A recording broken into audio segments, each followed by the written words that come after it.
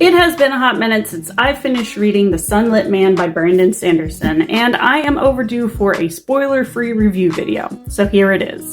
In this video, I am discussing vibes, style, tone, structure, but I'm not going into any plot details, I'm not giving any character names, all I'm doing is giving the vibes.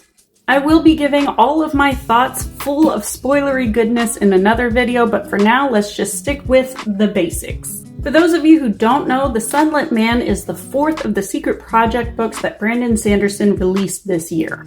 I don't believe in waiting until the very end to give my number rating, and so here it is. I give this book an 8.5 out of 10. This book is a non-stop thrill ride from beginning to end. It has an incredibly fast pace, and it is full of action. The plot and conflict are incredibly compelling, and it really keeps you on the edge of your seat through most of the book.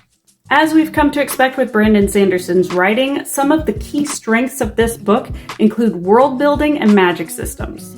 There's also a whole lot of tension that's built into the plot that really makes it hard to put this book down. So then why did I give it an 8.5 instead of anything higher? Now, this is just my personal preference, but I am a huge fan of character development and feeling emotionally connected with the characters in books.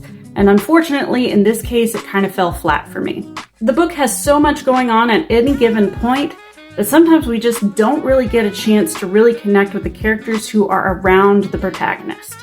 And because of that, some of the more emotional and dramatic moments of this book just didn't have the same oomph and strength that I've seen in other Brandon Sanderson works. Now, if you're a fan of fast-paced, high-action, full-throttle books, then I think that this is going to be the kind of story for you. But if you're more into emotional connections and more dramatic moments that have to do with character development, this may fall a little flat for you, potentially. It's still an incredibly well-written book, and I think fans of Brandon Sanderson, especially the Stormlight Archive, will really gravitate to the story that is written in this book.